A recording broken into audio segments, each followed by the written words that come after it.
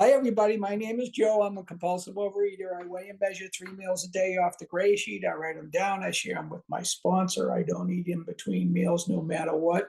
And abstinence and sobriety are the most important things in my life today. My abstinent date is August 7th, 2019. And very grateful for that. It was a long time coming. Quick experience. I grew up in a household where really the only expression of love was in the food. And for me as a child, I just, the whole story is in the fact that when there were leftovers, we were poor, but my mother always put meals on the table. And when there were leftovers, she always scooped them on my plate and called me her swill bucket. And that was pretty much the way that things were in our house. Affection and love were never really shown in any kind of ways. And I spent a long time looking for it, and it never came.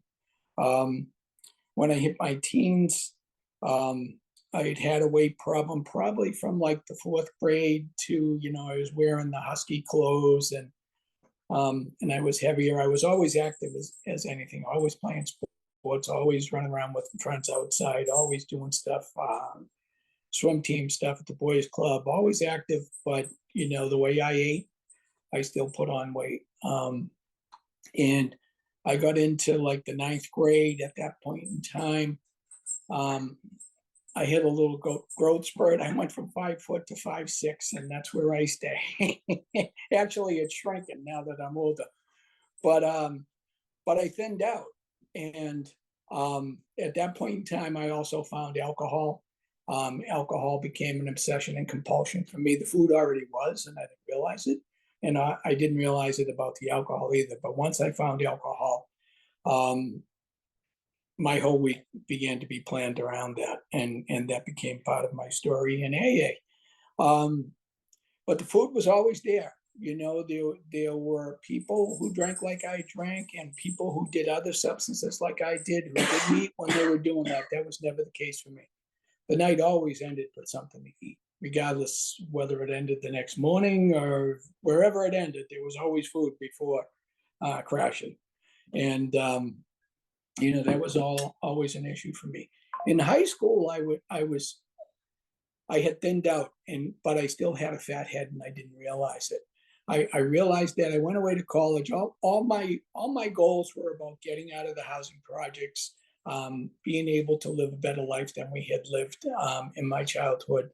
Going to college was one of those goals. Getting to college and having my own little fridge that I could put my own little beverages in was like the first thing I did when I got there. The second thing was probably going to the cafeteria with that little card that allowed me to eat as much as I wanted for like a 2-hour window 3 times a day. And I did. And I was exposed to foods I had never seen before. I was, it was a free for all. And I absolutely used it that way. So for me in college, my drinking and drugging took off, as did my eating. I went to college at 168 pounds. I left at 225. And on my short frame, that's pretty significant. Wasn't the highest I ever got, but that's where I was when I came home.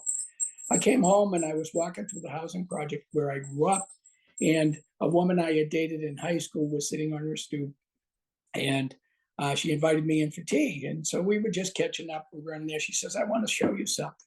She goes into the bedroom. She comes out. She's got a picture in her hand, and she's got her thumb over the face of the person in the picture. And she shows it to me, and she says, "You know who that is?" And I looked at it, and it was this really muscular, 6-pack, well-built guy. And I looked at her like she was crazy. I said, "No, I don't know who that is. Who is it?" And she took her thumb off the face, and it was me. And I had no idea. I had absolutely no idea. I looked at that. And that's how I know, looking back, that I'm dysmorphic, that I can't trust my own vision of myself and my body. And that's significant for me. I don't know when I realized that. It certainly wasn't any time close to that. for me, I went about, gaining all those things that were goals of mine. Where I grew up was a small Irish neighborhood in Boston, and um, the whole world was the enemy unless you were from Charlestown. That was just the way it was. Everybody was the enemy, and you know, I, I I didn't leave unless I had to. I didn't like going in town to drink. I didn't like going to other places to drink. I preferred to stay home. Part of my goals were marrying a girl from Charlestown, buying a house in Charlestown, if at all possible, getting a job in Charlestown. It was only a square mile, but I wanted all this stuff to be there, and that was my comfort zone.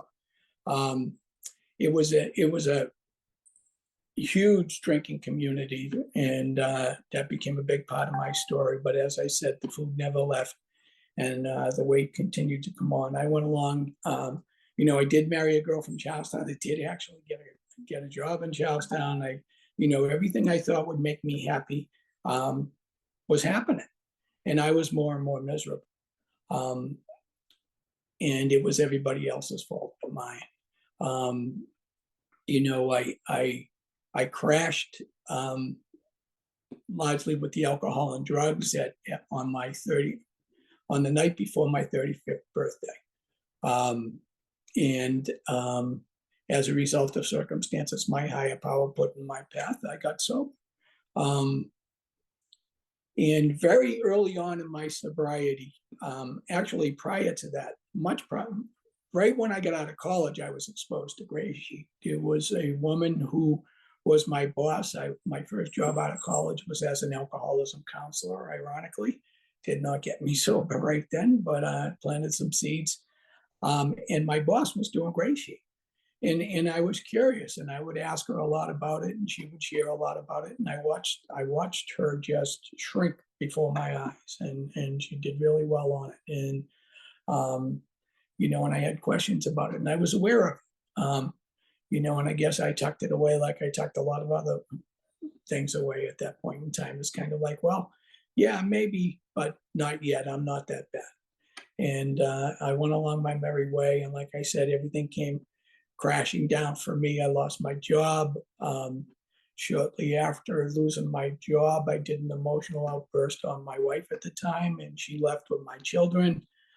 Shortly after that, I had to leave the house for them to move back in. I went off in this little rundown two-room apartment, and and found my ways into the Hall of AA. When I got to AA, there were two people in the meetings that I went to who were long-term GreySheeters. One of them was Susie H., and another one was Duffy, and they both 12-stepped me.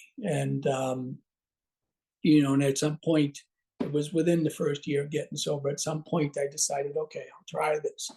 And I don't remember any of the specifics, but I know I was eating GreySheet food for about 4 or 5 days. I was working in a house correction in Boston, and I was walking across the exercise yard inside the facility. And if there wasn't a wall there, I would have passed out on the ground. I fainted, fell back against the wall, and got scared. I look back on it now, and I think that I probably wasn't drinking enough water. I was probably dehydrated, but I blamed it on the GreySheet. And I stopped doing GreySheet at that point, and didn't go back to it for quite some time. Used that as my reason. That program doesn't work for me. Whatever it is, it doesn't work for me. It's going to kill me. And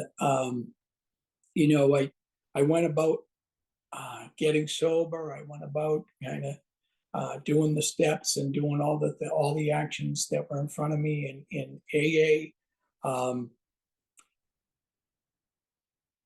Basically, it was about growing up, and I had a lot of growing up to do. Around year 4, I was graced, as I have been many times, by my higher power, by him bringing the woman in my life who sits beside me now, and has absolutely been the greatest gift I've ever gotten in sobriety. And we started seeing each other. After about a year and a half, we moved in together. While we were living together, she hit a bottom with the food and went into OA. And I thought, oh, that's great, honey. That's really cool. I'm really glad you're doing that. And I was very supportive, but I was big boned, and I didn't need that program. She did, according to her. I mean, I thought she was beautiful, but she felt she needed it, and that was that. I was going to support that. And at that point in time, Susie H was still around, and Susie was around us, and we talked a lot. And if you guys know her, you know what a wonderful human being she is, and what a heart she has. And she was wonderful to us. And Tara was doing her thing, and she was losing her weight, and she was eating her foods, and I was, yeah, that's great for you. And I remember one night I thought she was asleep, and I put one of my little snacks together, and I crawled under the covers, and I started eating my snack. And she just, like, out of what I thought was a dead sleep, said, "Oh my God, that smells so good," And for whatever reason, that hit me. That hit me as a, wait a minute, maybe you need to do something here too. And I followed her into OA, and I got a sponsor, and the OA we did was referred to as 90-day OA in the Boston area, and you weighed and measured with exception. And while you were losing, you didn't eat flour, sugar, or grains. Well, there was grain at breakfast, but it was limited. And I lost the weight. I lost over 100 pounds. I was doing really well. There was a wedding picture. I don't know if we're doing it. I guess we're not doing it. We're only doing sharing if my technical advisor is willing to do it. When we got married in 1999, I was 150 pounds. To me, I looked like a skeleton in a tuxedo. But everybody else was like, people who knew me were like, "Oh, thank God he lost the weight. He looks good," and shortly thereafter, I don't know exactly when, I lost my abstinence. I put all the weight back on again, and that began. You want to show that? That began that's us at the wedding. And we were both, at goal weight, I guess. I was actually like 15 pounds below my goal weight. And, and it was working for us. But what happened was that once I got to goal weight, they added some things into my plan to stabilize me, to stop me from losing. And those are things we don't eat. And those are things that I spent the next 27 years struggling with. I'd get abstinent, I'd lose it. I don't know exactly how many times I gained and lost 100 pounds, but it's 3 or 4 different times. There was a point in time in the early 2000s when I was scheduled to get the gastric bypass surgery. I only had to give them another $150, I think, and then they would schedule a surgery date for me. And at that point, I went back to the OA meetings. We were living here in Maine at that point, but I went into some meeting. I was still working in Massachusetts, and I went to some meetings. 2 minutes remain. Oh my! So I went to meetings and got struck abstinent again in OA, lost the weight, and then just didn't get the surgery, but and knew in my head that if I didn't get abstinent, the surgery wouldn't help anyway. So I struggled with it back and forth. Fast forward to the early part, maybe the late part of 2018, early part of 2019. I started praying to my higher power, asking for the willingness to be willing to do GreySheet. I had been resistant to it all that time. I thought it would be restrictive. I thought I would hate it. I thought it would be terrible. I thought it was this. I thought it was that. I thought it would make me faint. I thought it would kill me. Whatever I thought, I was praying for the willingness. I knew nothing else. I knew what I'd been trying to do for the past 27 years wasn't going to work. On the morning of August 7th, 2019, I woke up. Not me. Suddenly the thought came into my head, and I know it was my higher power talking to me. And I just said out loud, "I think I'll have an abstinent breakfast today." Within 10 seconds, my GreySheet wife had an abstinent meal in my hands and said to me, I can't do this for you. You need to do this for yourself. Here's some phone numbers. You need to get a sponsor. You need to do this program yourself. I'm out. And that began my recovery in Gray Sheet. And through the grace of my higher power, for me, it has been smooth and easy. It was nothing like what I had anticipated it would be like. Once I started eating off the Gray Sheet, very quickly, it became just what I did. And, I wrote my food down. I gave it to a sponsor. That first sponsor was my sponsor for the first 2 weeks. And then he kind of disappeared. He was ghosting me. I was calling him. I was leaving my food. He wasn't answering. I couldn't get a hold of him. I didn't know what was going on. So after about a week of that, I got a temporary sponsor. And Joe, that's time. oh my goodness. So anyways, I am someone that has very difficult time limiting my shares. So thank you for that. So, ever since then, I've been abstinent. It has continued to be smooth and easy. I eat what we eat. I do what we do. I maintain a weight, a normal weight. There's a sanity and a difference in me that she loves to point out. I don't see it quite as clearly as she does, but I know what she's talking about because she points it out.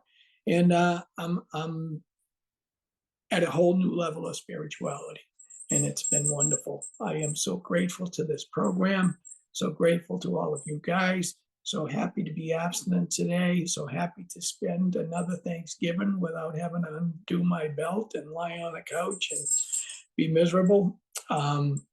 And yeah, that's it. Love you guys. Thanks.